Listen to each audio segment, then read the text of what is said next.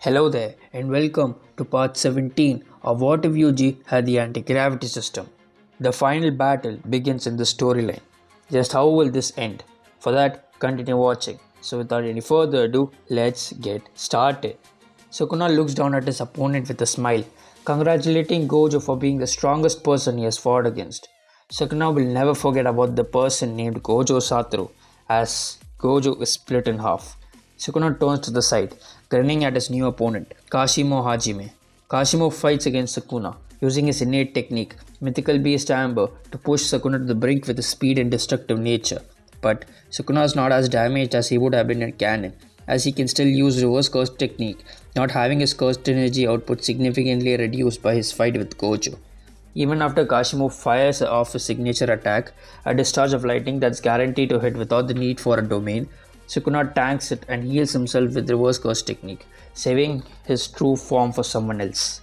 After Sukuna fires off a wave of powerful dismantles killing Kashimo, he is grabbed from below by Rika, right as he is dragged into a domain by Higuruma. This allows Higuruma to get the Executioner's Sword, who then tries to attack Sukuna, making Sukuna destroy the domain and almost kill Higuruma, but he is saved by Yuta. Yuta uses the icebreaker on Sukuna, making Sukuna be thrown away. Taking this chance, Hakari jumps into the battle, using domain expansion on Sukuna and is lucky, getting a jackpot. As Hakari is fighting against Sukuna, Takaba is fighting against Urame, knowing Hakari is a crucial player in this fight against Sukuna. As Sukuna lands properly, he is hit by Hakari, who tries to punch Sukuna to death. While Sukuna is pretty impressed at Hakari and the concept of Hakari's domain giving him infinite curse energy, he easily rips apart Hakari, letting him heal with RCT while he blocks a slam from Rika. Yuta uses this opportunity to fire another thin icebreaker, forcing Sukuna to use domain amplification to negate the damage. Sukuna decides to use something that he hasn't used in his fight against Gojo. He uses his 10th shadow to summon Mahoraga, who immediately attacks Yuta.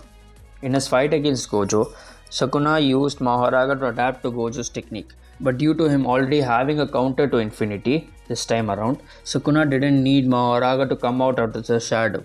Yuta's plan hinged on the fact that Gojo could somehow destroy Mahoraga, but Yuta had already planned for a contingency where Gojo is not able to make that happen, and this is him taking on Mahoraga by himself with Rika. Seeing that Yuta's plan has started, Mai enters the battle with her new armor, which is reinforced by many of Yuta's cursed tools which she has collected from Africa. One of the specialties of Mai's armor is that it has the ability to digest any cursed tool and upgrade itself to fit the user. So Mai has a variety of new cursed abilities that she can use against Sukuna. Hakari and Higuruma joined in on the assault with Mai, making Sukuna wonder something. Where is Itadori Yuji? The same question is being asked by Kenjaku, who has just killed a random culling game player, but as he thinks, he realizes immediately. He ducks down, barely missing the piercing blood going over his head. As he turns, Yuji is in front of him in a burst of speed so fast that Kenjaku is barely able to react. Trying to put up a measly defense which is ripped apart by Yuji, who slams his fist into Kenjaku, unleashing a spark of black flash which destroys Kenjaku's arm and sends him flying. As Kenjaku lands, Yuji surprisingly doesn't follow up on his attack, looking at Kenjaku with a determined face. As Kenjaku heals, he says that he's surprised as he thought that Yuta was going to be the one coming. Yuji says that was the plan initially, but Yuji volunteered to defeat Kenjaku and then go to Sukuna. Kenjaku laughs, amused by Yuji's confidence, but Yuji just says that he needs to be the one to put Kenjaku down due to their connection. Kenjaku smiles as he opens his arms and calls Yuji to fight him to the death. Yuji activates flowing red scale stack, reducing his weight with anti-gravity system, making him blitz Kenjaku, slamming his fists into Kenjaku right as Yuji switches into his reversal, adding gravity into his arm, making the punch a lot heavier. Kenjaku dodges to the side, barely dodging. He summons many of his cursed spirits, especially the special great ones, but Yuji just increases the gravity around himself so that all of them are crushed. Kenjaku uses blood manipulation to activate flowing scale stack, increasing his own strength and speed and copying Yuji's attack towards him, regulating gravity through his anti-gravity system. Right as Kenjaku comes near Yuji, Yuji uses slicing exorcism towards Kenjaku, who ducks down, coming in front of Yuji. Yuji lets the flying exorcism burst by using supernova, not even needing to use convergence like Choso would do. This injures Kenjaku, who unfortunately receives a barrage of punches to his face. Kenjaku fires a blood meteorite at Yuji, pushing him a little behind, allowing Kenjaku to catch his breath while he heals. Kenjaku wonders though, how did Yuji grow so strong in just a month? The answer is Gojo, specifically the Six Eyes. During the 1 month training, Yuji got access to Six Eyes being inside of Gojo's body. With the ability to read the flow of ghost energy, Yuji is able to make leaps and bounds in his training, including unlocking something interesting.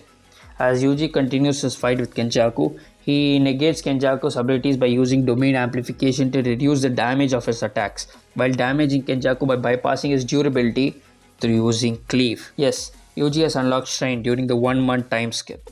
And even though it is not fully mastered, due to Cleave adjusting the level of cursed energy of the opponent, Kenjaku suffers some insane damage. Kenjaku realizes that he is not going to win with just blood manipulation he got from Noritoshi Kamo, anti-gravity from Kaori Itadori, and cursed spirit manipulation from Geto. He needs more.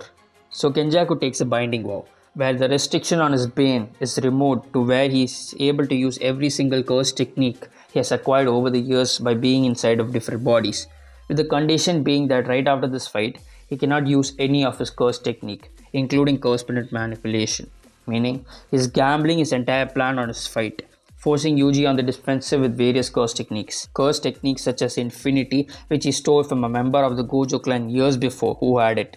Techniques like construction, projection sorcery, curse spirit, etc. are used against Yuji, showing to him just how much Kenjaku has switched bodies over the millennium.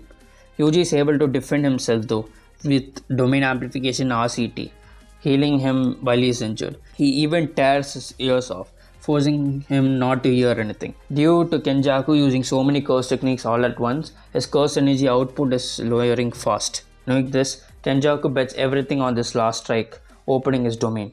Yuji, who has just healed his ears, also puts the sign in his hands, speaking up. Domain expansion. With that, I conclude this part right here. Next part is going to be the last part of this series, so do be excited for that.